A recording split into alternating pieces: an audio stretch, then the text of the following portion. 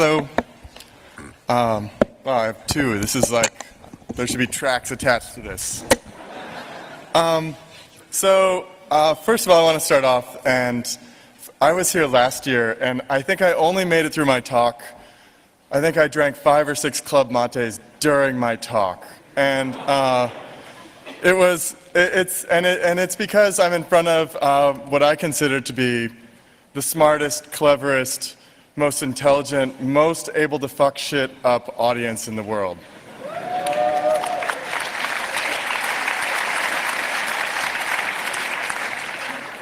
And I like you. So I'm going to be talking about prototyping stuff, and a little disclaimer. Mostly I'm making all this stuff up, so I don't propose to be any sort of expert on really anything, and so I'm sure some of the things I talk about, most of you are going to, or some of you, if not a lot of you, are going to know a lot about. Hopefully I can make it interesting enough that, that it's interesting. Okay, so right now we have a kind of interesting situation. When we want something, we generally buy it from some corporation that's manufacturing it. But it's just about time for something a little bit different.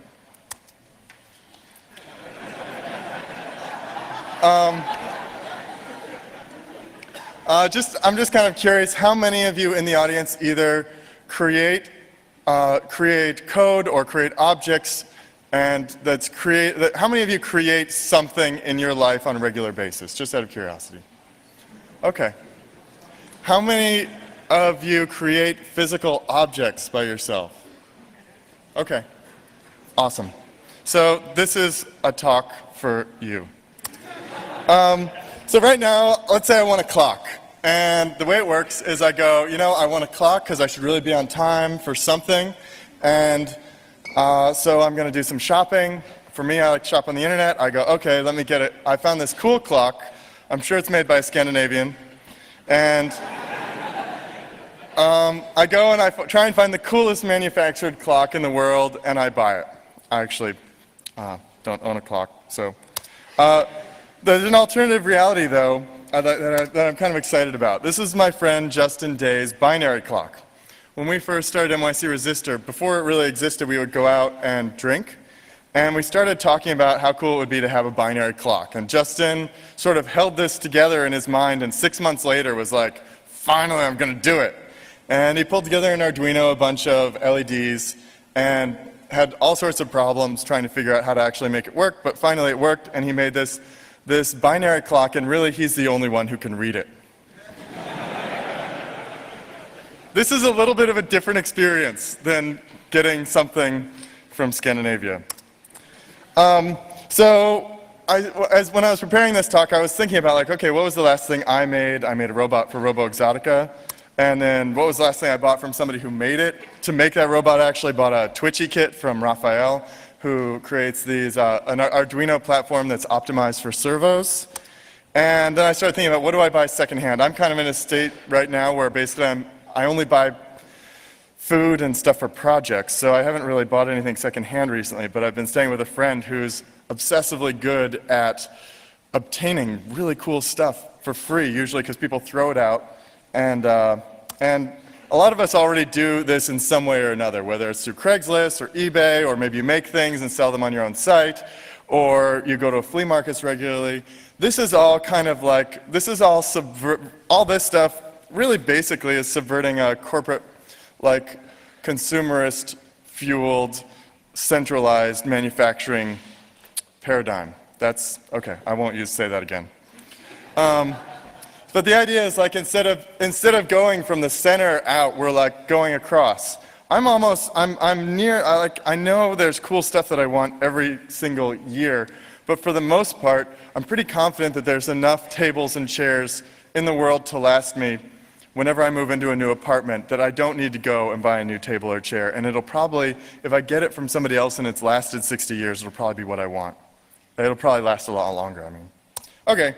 So I was thinking, like, what would it be like if we actually had to rapid prototype everything right away? And I started imagining, like, what would it be like if I was like on one of these shows where you're on an island and you have to make up everything, and I was thinking that would be pretty cool. You'd have to do the whole figure out the water thing. I would really probably enjoy that. And then I thought, well, what if instead of having to be on an island, we just did that anyway? And I really like this idea, and I think it would be really fun. So I don't know what I was thinking here. Okay. So, oh, I know what I was thinking. So,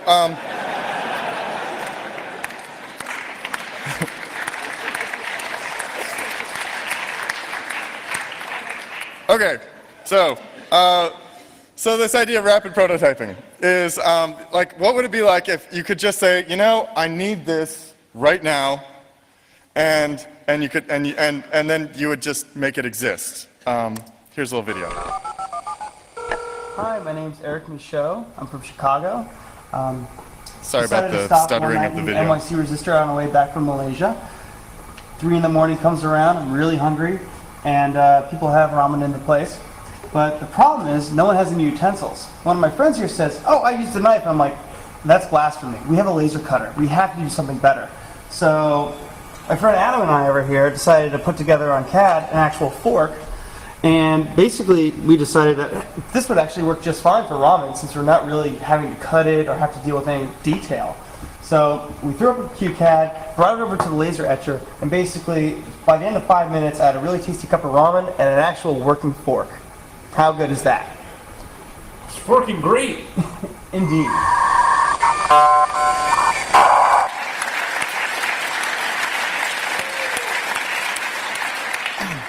So I really like this idea of being able to just be like, I need something, and then it exists. So this idea of like making whatever it is you need when you need it and doing it in your space is really different from this dominant corporate manufacturing model. And it's also really different from another model which a lot of people talk about with this idea of Fab Labs. Fab Labs, for those of you who don't know, this is kind of popularized by the folks at MIT.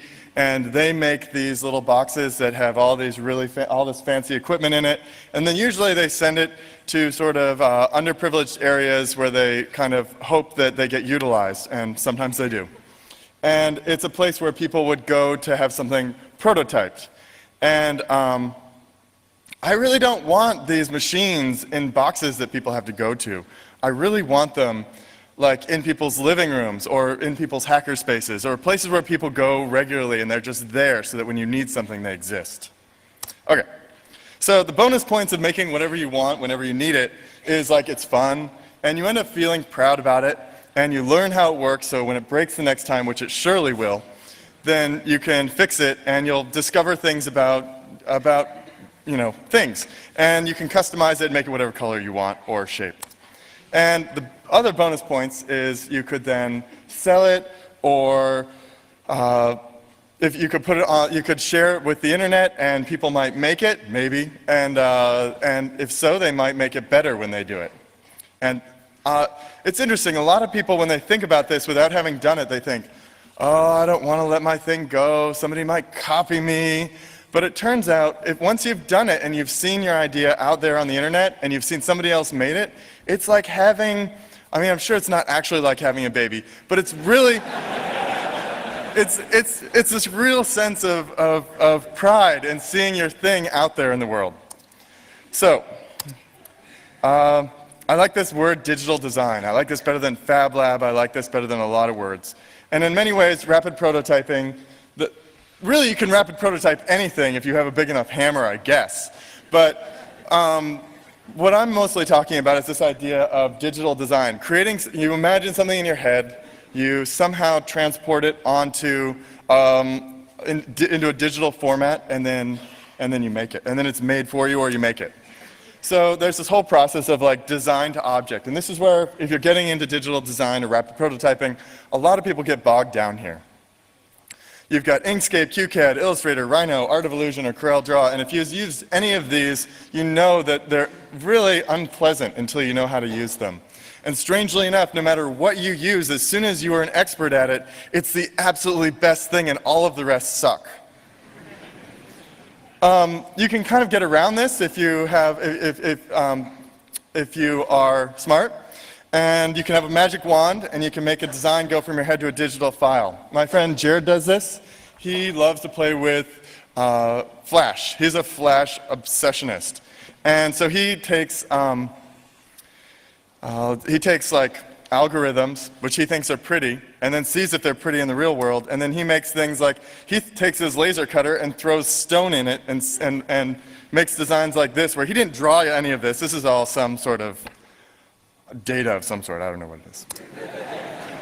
But it's pretty. Okay, so how much, what is my, let me look at time. Oh yeah, I'm doing just fine. Let's give you a quick Inkscape tutorial. Now, many of you I'm sure know how to do this. For many of you this is going to be boring. For some of you, this is a way to see how easy it is to get into digital design. And I'm just going to show you this real quickly because I've been teaching laser design classes at NYC Resistor. And it turns out, so what I usually do, what I did before the holidays is I said, oh, it's a Christmas or holiday ornament class, and you come and you make a holiday ornament. Well, everybody came, and I said, okay, quickly make a little tree, a little shape, and okay, if you want to do this, you can go ahead and laser cut it out, or if you have an idea in your head and you want to be ambitious and use your 12 inches by 12 inches of acrylic in some creative way, go for it. I'll stay here as long as it takes. And it turns out that when you throw down something like that, it turns out everybody has to do something. Nobody made an ornament. And in one case, there was Mike G. He went ahead and we were there until 6 a.m. And then we both fell asleep on the couches. And then we woke up and he made a really cool model of a working model of a lock out of clear acrylic. So, okay, I'm going to now attempt to do a little tutorial in Inkscape. And it looks really normal up there, but up here, it's really wide, so bear with me here. Oh, now I'm starting it up. Inkscape is, for those of you who haven't used it, it's a vector design program. Commercial options would be Adobe Illustrator. Oh, interesting. Those aren't the robots you're looking for. Okay, so when you open it up, you get something like this. And this is approximately the size of a sheet of paper. So we want this to look like the inside of a laser cutter. So let's go ahead and pull up the properties, and we're going to make the width. Oh, first we have to change this to inches. Yeah, we're still imperial. I know.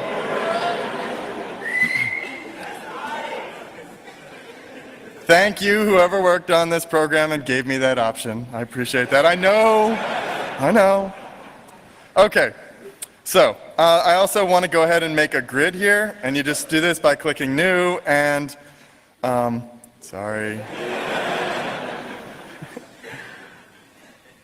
Okay, and let's make 1/4 inch units approximately, for those of you who don't think that way, that's like 3 millimeters, I think. No, I'm wrong, that's like 6 millimeters, right? Yes. Okay, moving right along. Okay, here's my my thing that's really too big for this size of, yeah. So here we go. Here's a grid, and I'm going to go ahead and use this little tool here. This is basically something, and it's nice when you go float over, it says what it does. And I'm going to, let's see, we could do, there's this nice snap thing, and I like this snap thing. It's interesting, I spent about 2-3 weeks where all I did was go, all I did was this, and, oh, now I've done it. I sort of broke it. And, oh no, I just totally lost my train of thought, that's okay. Anyway, one of the things I've noticed is it's actually really hard to talk and design at the same time, so I'll try and wrap this up. I'm sure there's a 100% of you who could do better than this. Anyhow, okay, I've got a little friend here. Let's give him some eyes.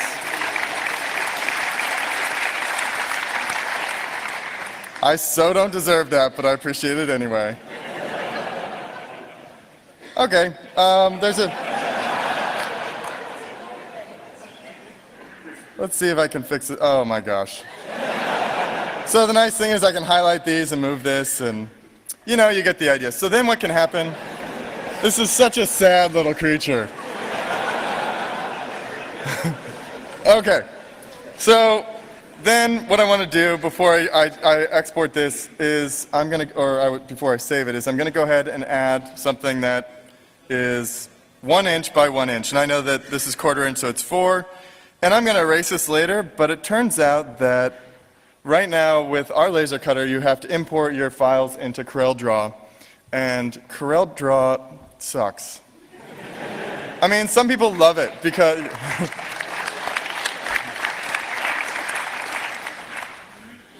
because they get used to it and they understand it. But I really don't understand them. So one of the things that CorelDRAW does when you import it is it can freak out and it won't understand units. And it'll have the right perspective of everything, but it will be like each unit is 1 mile instead of 1/4 inch or something like that. So you usually have to resize it, and it turns out it's a lot easier to resize it if you have like a square unit that then you can make a grid like we've got here and then resize it. And then you save it, and it'll save as an SVG, which is I like that file format. You can save it as other things. Inkscape's really flexible, I like it. Okay, let's stop this. You get the idea. Okay, I'll draw it, save it. Okay, where's my presentation? Okay, no, that's not it.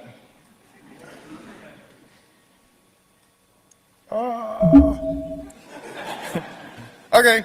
Yay! Okay. I can, yes. From 4 to 3? Oh, okay. Let's see if I can do that. Would you like to come up and do that while I'm... Okay.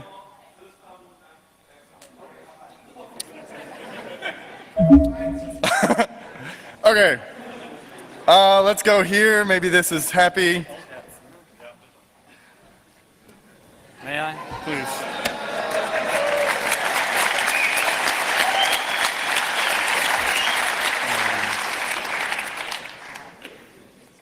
But you continue talking, right? Okay.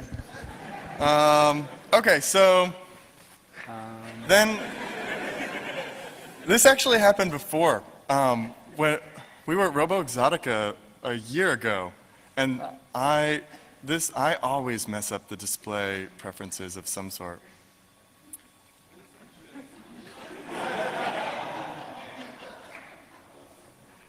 Hold on. Okay. So, Okay. Thank you. Tim.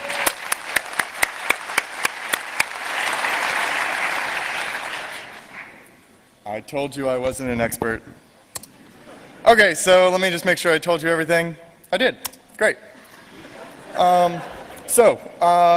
That's like, right now, every one of you could call yourselves a digital designer if you wanted to.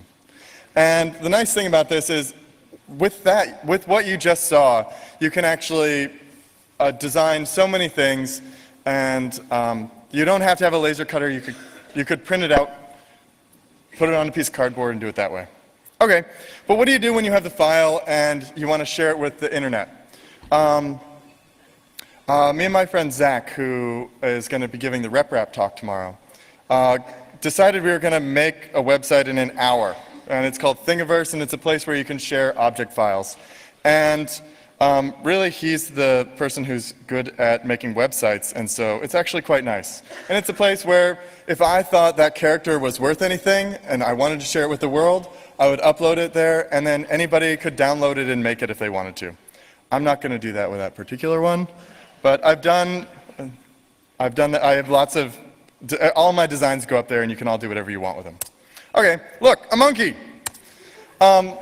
So this is a little story that I like, that I I think I started to tell the story. I don't know how far I got. So I decided I was going to make, with what you just saw, I was like, I basically did that for like 2 weeks where I made these characters. And this is my first one. I made a monkey.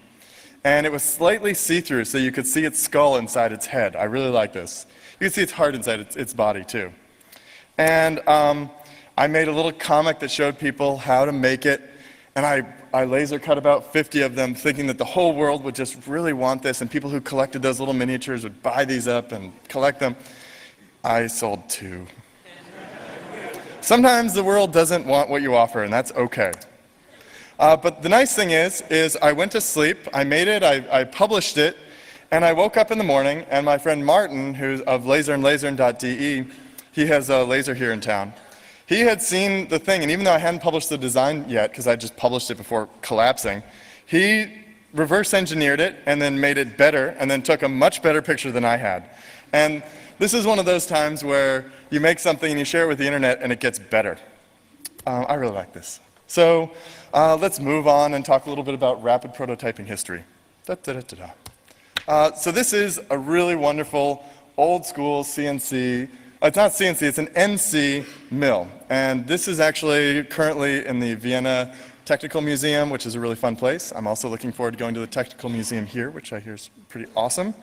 And it is controlled with tape. And I saw this and I just thought, this is really something cool. And it turns out, this is what the tape looks like. And isn't that pretty? And I'm not sure what exactly this says, but I'm sure it says something like, change the X value, move the X value until it hits 23, or move the Y value until it hits 42. And then it says, okay, next one.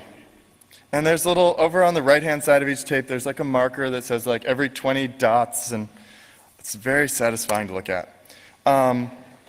Let's go. So then the nice thing is after this, this came out in 1949, and in many places this is still in use because they're freaking reliable.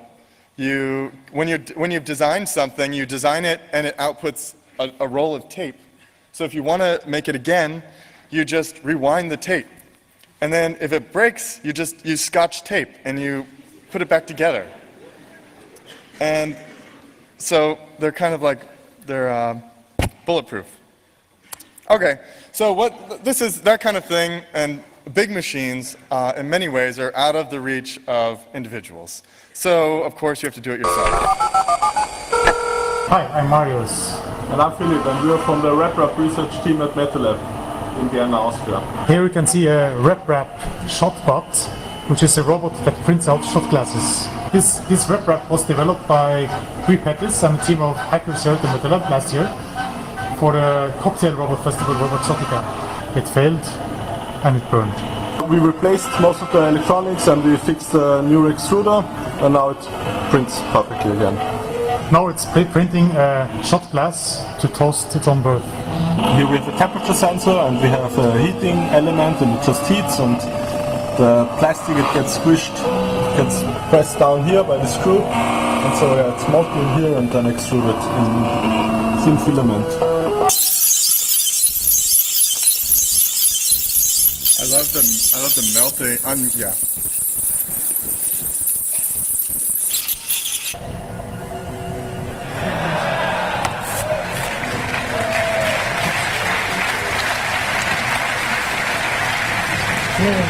Cheers. We drink to the birth of a RepRap. Ready? Arr. Oh.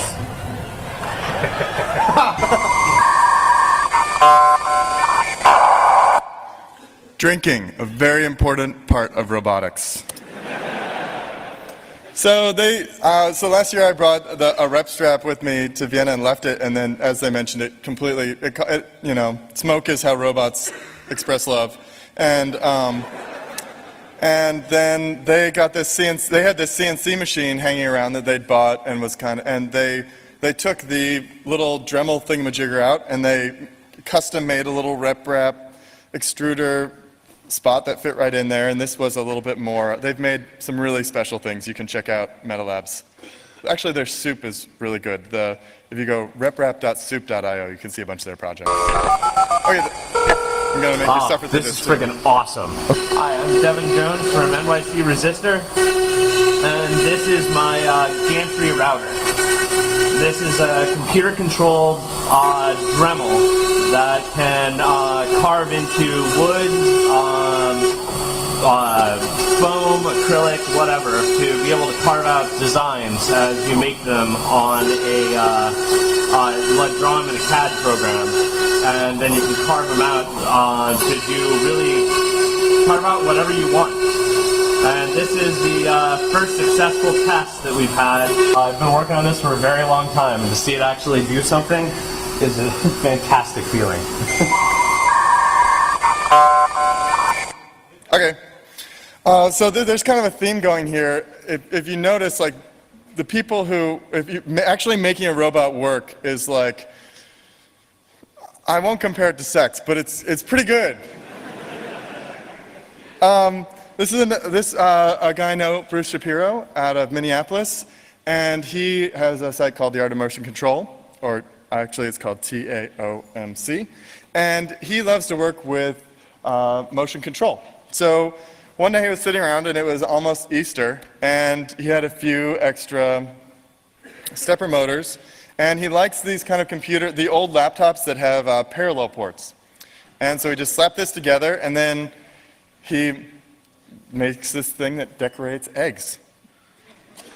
Why not? It's great. And the other thing about these things, if you get into this, is I don't care how bad your ADHD is, because I know we all have it pretty strongly in here. No matter what, you have to, when your robot is moving, it doesn't matter, you're not looking at anything else. It's really satisfying. I had the same experience with Drawbot that I made with some friends at Hackerbot Labs. This is one of those times, this is kind of my first project like this, where I was like, let's make a drawing robot that takes your picture and then draws it. And then I have no idea how to do this. So I ended up getting some friends involved, and 5 pizzas and 5 cases of Mountain Dew later, this exists. The Evil Mad Scientist Laboratories are this great family in San Francisco, and they decided they wanted a rapid prototyping machine that didn't cost a lot, and they decided to work with sugar. So this thing is if you've ever worked with a soldering rework station, it's a hot air blower and an XY platform, and then every time they want to add a new level, they actually have to pour sugar and scrape it across, and then they fuse that part on, and it tastes good. Yeah.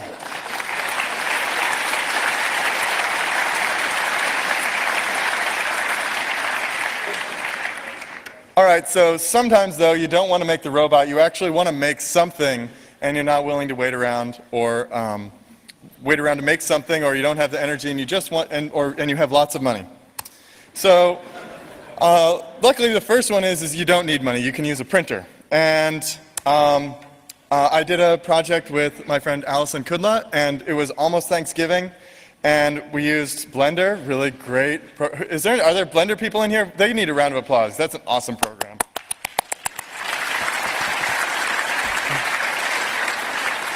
And we just made a turkey, and then we used this program called Pepakura, which you can basically use for free if you don't save your final Pepakura file. And you end up with something like this, which is really satisfying. And vegan. Okay, next step up, that's just all you need for that is like a printer, and you probably already have that. Next step up is if you want to spend a little more money, you can buy a cutting plotter. Excuse me. This is my friend Jeff Rutsky, and I'm going to make you suffer through it. Hi, I'm Jeff Rutsky, and I love the Craft Robo. It's smaller than a bread box, and it's an X-Acto knife on wheels. First, let's take a look under the hood. We have the blade and the registration sensor, and so that'll read crop marks in case you want to print and cut something perfectly. It can slice, dice, and make julienne fries. Here, I want to make a circle with a perforated line going down the middle. The next thing I want to make is a stencil. So I'm going to cut this out using lightweight cardboard. And for the holiday season, I want to make this snowflake using some really fancy holographic foil.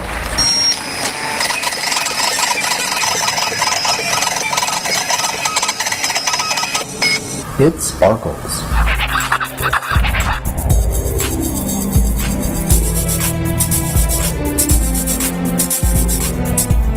When you dare to dream, you can cut and assemble just about anything you can imagine.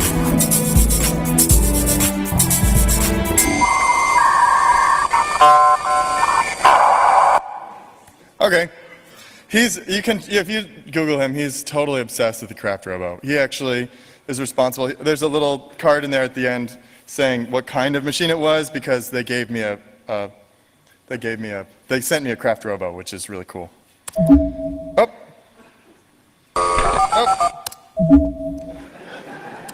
Oh. So, so then there's the knitting machine, which is, when I heard about this, I was like, yes. Because, I don't know if you've ever knitted. My family has a sheep farm, and I once sheared a sheep, and then I spun the wool into yarn, and then I made a hat, and 3 days later I lost it, which sucked. And so when I heard about the knitting machine, I was like, wait, there's a knitting machine? And not only that, they originally made knitting machines with punch cards, which is sexy, but then there was this model which was computer controlled. And you could even hook up a 5 1/4 inch floppy disk to it. Ooh. And it turns out this was completely useless for most people, and they went right back to the punch card, and that's actually primarily the kind that continue to be created is punch card knitting machines. But this is a really cool rapid prototyping thing. There have been people at NYC Resistor who have said, I'm really cold. I think Alicia said, I'm really cold. And somebody else, I'm not sure who, said, oh, well, let's knit you a scarf. And 15 minutes later, she actually didn't need it, because it's actually kind of a workout. But she had a scarf. And that's George getting his scarf made, I think, or learning about it. Then there's the ShopBot. I actually don't know much about these. I haven't played with these, but you can get them in kind of this size, and in general, they usually come in a size of 4 feet by 8 feet, because that's kind of the unit of plywood that you can get in the States. Maybe they customize it for, I'm sure so anyway, the idea is it's a big CNC robot that cuts things out. Really handy for making like furniture or bigger things. Of course, here's my favorite, the laser cutter. Things. Hi, I'm Eric Skip, and this is my laser cut and etch laptop stand. I was sitting here the other day, hunched over my laptop like this, and my neck was killing me, and I realized if I could just sit up like this, the world is better. So I needed something like this. And I could see it in my head. I know I wanted my laptop up, and I wanted it simple, and I wanted it to be portable. So I want to be able to take this thing apart, stick it in my bag, and away I go. A couple minutes in Inkscape, and a little bit of cardboard, and I have my first prototype of this. This is the acrylic version with fancy steampunky gear drawings on the side of it. This one's all set, but I'm going to make one for a friend. Let me show you how it's made. Okay, so I've got my drawing set up here in CorelDRAW. You can see the outline of my stand as well as the gearing that I'm going to be doing in the center. I've got my printer set up. The printer's actually the laser. I'm going to hit print, and away we go. Focus. It's going to autofocus. Pepper filter's on. Compressor's ready. Laptop stand. Fire the laser!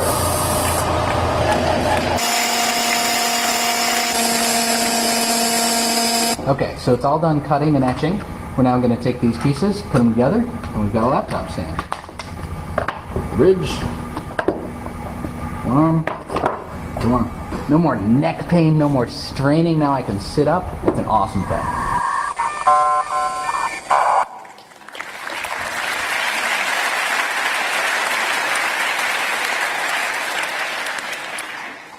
I'm showing you a bunch of videos.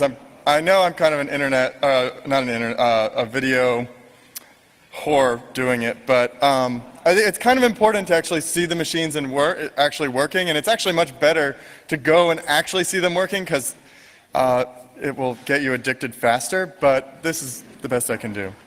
So this is a guy who came to one of the classes and then went home and decided to make a Tintin rocket.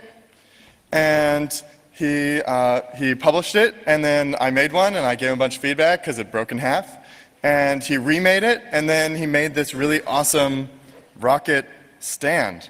And this is just kind of, I love that anybody now, anywhere in the world who has a laser cutter or can make one of these whenever they want. The next step up is something I'm actually lusting after, is a water jet. And this is a small water jet. And it's about the size of a Lincoln Continental. And this is a really fancy, nice new one. And the way this works is water comes out, and it's mixed with some sort of abrasive, depending on what you're cutting. I think you change the abrasive. And it comes out really fast. Your shower comes out at about 70 psi if you're lucky, and a water jet comes out at 60,000 psi, which I think breaks the speed of sound, right? And then it will go through anything, titanium, whatever you want. And yeah, I want one. I don't know what I'd make with it yet, but I want to cut something hard to cut.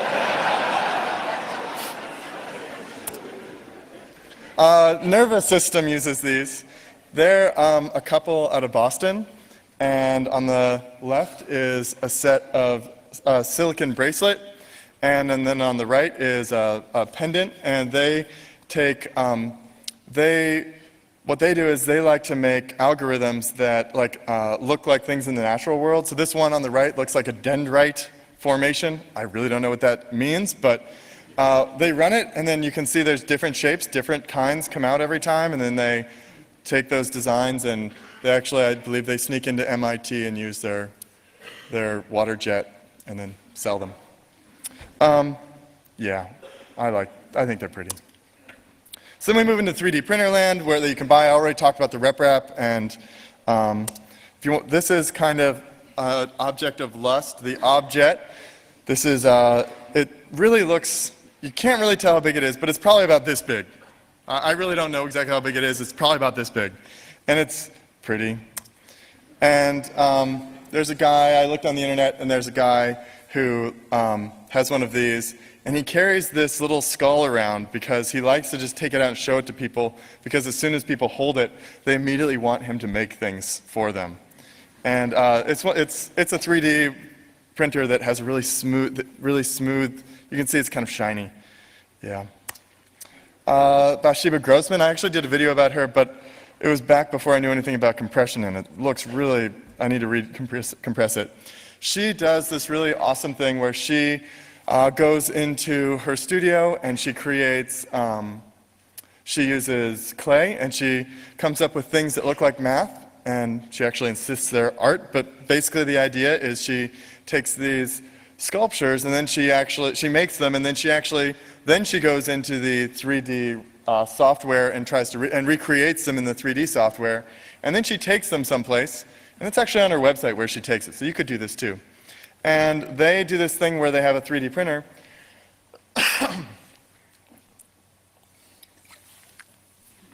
Excuse me. And the 3D printer spits out this metal, super tiny, she describes them like flour, except heavier, and these little super tiny particles. And it's embedded in like a resin of some sort. Anyway, then they take this and they put it in a kiln or an oven until it's just hot enough that they stick together, and then she dips it in bronze. And I bought one for my dad, and he loved it. Okay, that's the end of the tool prawn for right now. Okay, so let's say you've made a design with a rapid prototype machine in mind. Now's the time to make it real. The best options are local options, because you get to go and touch the machine. Ideally, if it's not yours, they let you push the button, because that's the best part. And your options are, one, you could make or buy a machine, of course. The other option is my personal favorite, and that's where you get a collective of people together. Maybe it's your hackerspace, and you either make one together or you buy one together. That's how we did it. We collectively shared the cost of a laser cutter, and we've actually got a bunch of other rapid prototyping machines at NYC Resistor that people can use, which is just really awesome. Because there's this idea of, like, it's not just hackerspaces, but groups of people. I personally think that school is basically dead. What can replace school is this idea of communities that care enough about learning that they're willing to do it, to figure stuff out, and then share what they've learned and document it. I don't know exactly what this is called, but I really like it better than schools. So another option is you could find somebody with a machine shop, with a machine, maybe in a machine shop. You can, strangely enough, places that make trophies usually have a lot of rapid prototyping machines that sit there unused a lot of the time. And a lot of the time they won't even know what to charge you if you go in there and you say, I want to make this thing. They usually have to make it up. So come in prepared to say, like, I'll pay you $1 a minute for using the laser cutter, or 50 cents a minute, or 10 cents a minute, or whatever you think it's. Anyway, you have an option here if you can find a trophy shop in your neighborhood. Sign shops are really great for, you saw the cutting plotter. They have giant cutting plotters. And if you make friends with them and bring them cookies or whatever it is that they might want, they might let you use it. You can sneak into college labs, or there's tech shops, places that are popping up that are commercial places that let you use their tools. If you're in Berlin, you can call up Martin over at laserandlaser.de and schedule time to go and play on his. He just upgraded his laser from one about this big to one about this big. And you can also do it. You can also send it out. Now, I personally, this is completely acceptable. You can do this if you want. But for me, it's missing a few components. I think the community aspect of sharing one is way better than sending it off. And I also like the social engineering aspect of going and finding one in your neighborhood better than sending it off. But if you need to, there's places like Pinocchio. They are friendly people, actually. And then there's a place called Shapeways, which is Philips. They've got they're trying something out where you send them a file, a 3D file, and they have 3D printers, and they send you one back in 2 weeks. Again, I don't want to be, these people aren't bad. I just really think that grassroots is way better for the model of, for the non-centralized manufacturing model of the future that I really am excited about. Okay, so then of course this idea of sharing what you have, whether you share it with your community, maybe it's just your friends, or you share it on thumb drives or whatever, or you share it on the internet. It's this idea of having commonest object, the idea of okay, I made a really freaking awesome butter dish, and if you publish it to the internet, if it really is an awesome butter dish, millions of them might get made around the world, and I think that is the future, personally. So this requires a culture of sharing, which most of you I don't need to explain about, this idea, the value of sharing, but so many people just haven't got this yet, and if you're good at explaining these things, you should explain it to as many people as possible. But just the idea of, hey, I made something, I want to share it with you for the betterment of our society, our culture, or at least your friends. So again, I'm kind of standing against this, I like this decentralized, home-based digital design and manufacturing. I thought I said I wouldn't say that again, but I did it. And I just think this is really exciting. And right now there's probably somewhere between, well, I know there's at least 100 people who are doing this, who are taking things from their head and just making them exist. And maybe it's as many as 1,000. But I really believe that it should be many, many, many, many more. And hopefully some of you, if you're not doing it already.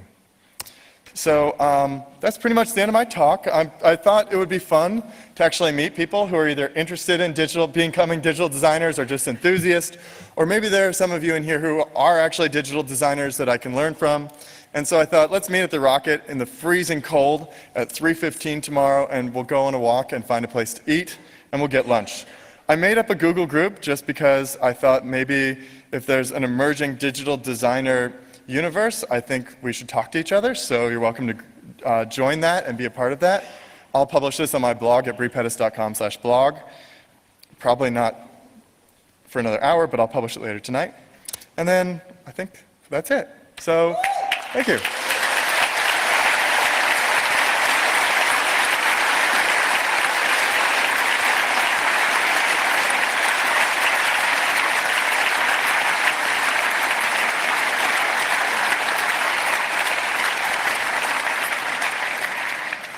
So if you have questions, you can come up to the mic, and I'll do my best to answer them. Or if there are no questions, we'll oh wait, yeah, about 15 minutes left. So either we'll have 15 minutes to relax, or we'll have some questions. Hello. Oh yes. You talk about the design, that's okay. You don't talk about controlling of the machine, but there are a nice project out there. It's called EMC. Can you repeat the name of the project? EMC. EMC. Yeah, but if you need, in the workflow there is the step in between when you have the design and you have to produce your machine controlling code. And I have a machine and I have a solution for that, but this is every time a hard part. It is. Are there some other projects you can point on for the step from the design to make the machine code? I will start off by saying I am not an expert at turning the design into the actual like G code or whatever it takes to actually make your machine do what you want it to do.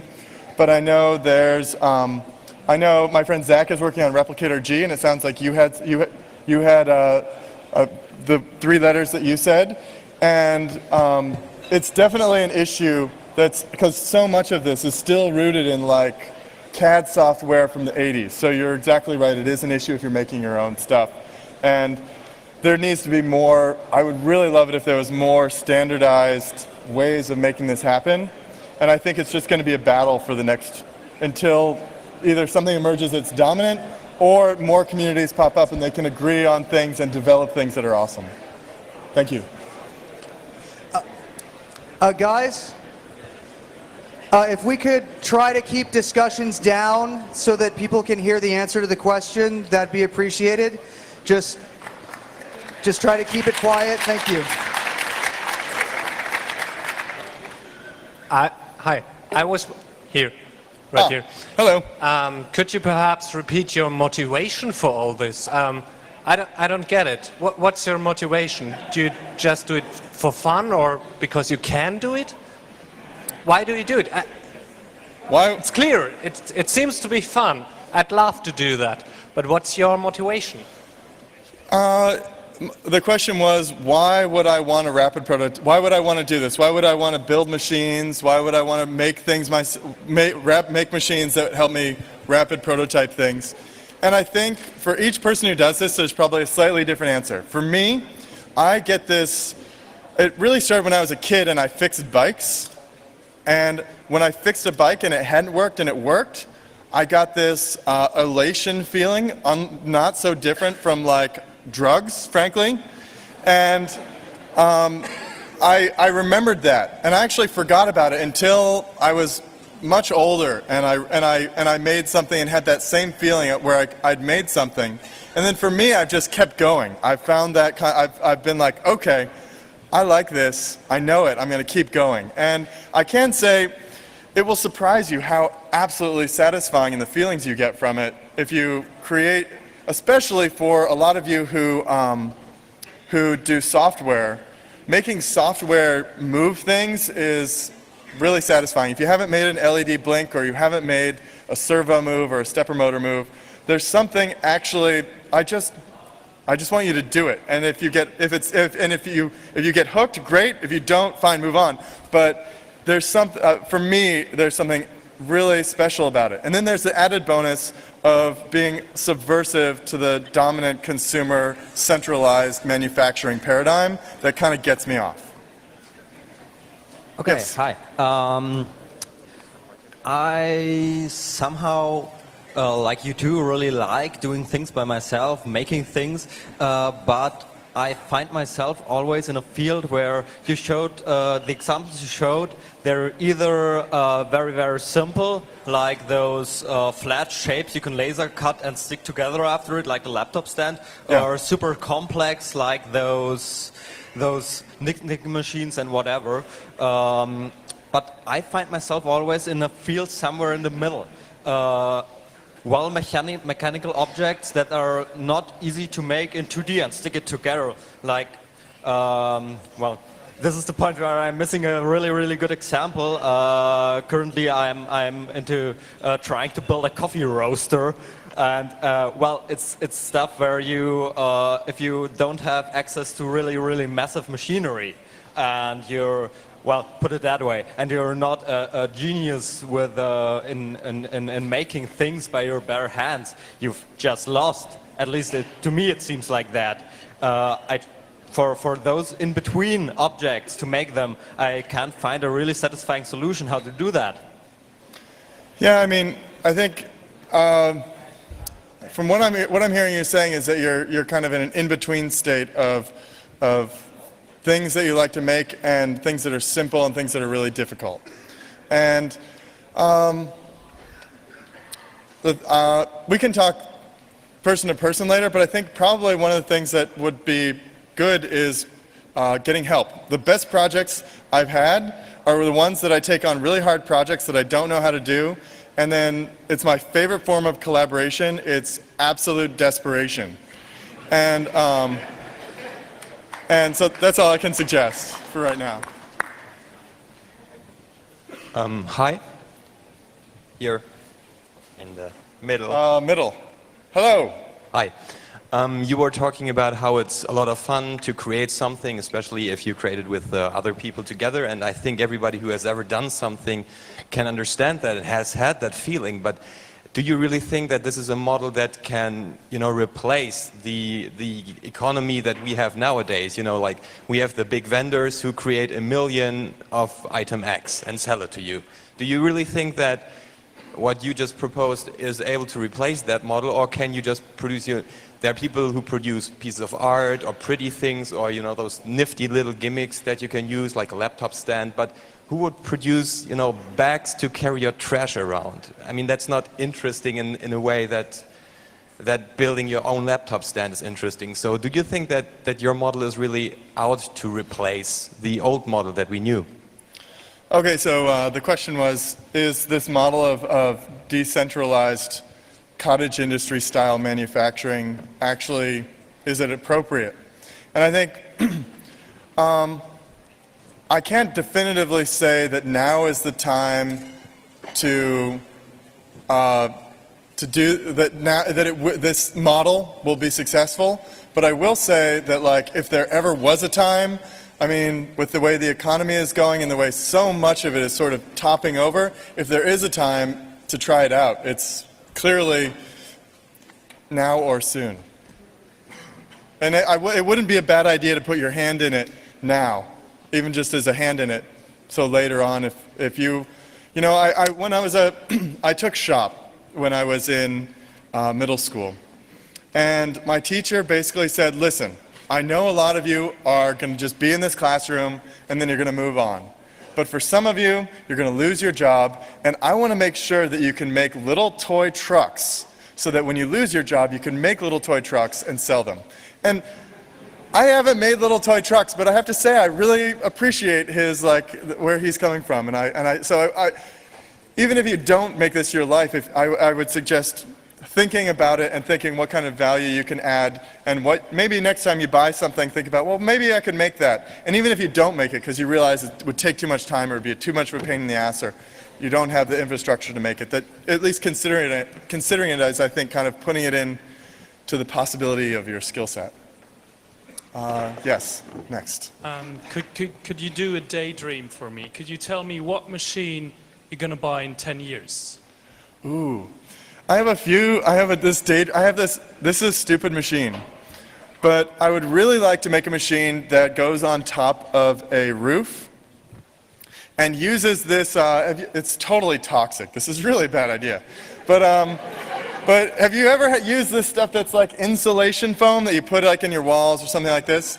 I want to make a machine that will extrude, I'll probably just have to get like 100 of these cans and just keep filling it, but it would make a giant sphere like 6 meters tall on the top of a roof.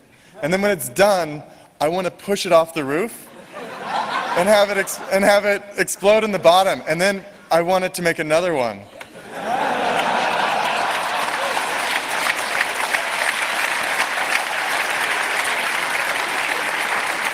Okay, thank you.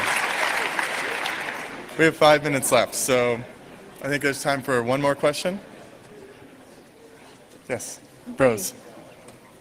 You talked about the idea of education or school being dead, and I wondered if that was a personal opinion or if that's something that you've been picking up as you've been traveling, talking to people in different parts of the world and different parts of the country who are fabricating and teaching each other things, since I agree with you, and I'd like to hear more about that. Okay, so I was a teacher for 7 years in the public schools in Seattle.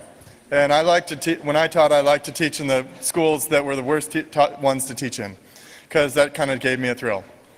And it kind of sucked, but it was also really, I was alive. And I'm not sure what it's like all around the world, but I know for the most part, we've, at least in the United States, we've made our children and education the lowest priority.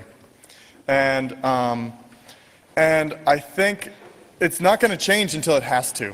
But I know I'm just going to make up numbers, maybe for half the people in the world, they go to school and it's really helpful for them. It gives them structure and it gives them, maybe they get inspired or they learn something or something like this and it's good. But I'm pretty sure it's about half the rest of the people who would much rather be doing something else that is just as valuable. And I'm sure there's probably another group of people who would much rather, you know, sniff glue in the bathroom. But I know for a lot of, for really, I think there's just we're at the time where it's, we're ready for a different educational paradigm that's based on stuff that is actually appropriate and interesting to learn and interesting to do for young people. Okay, that was the last question. I really appreciate your attention, and this is good.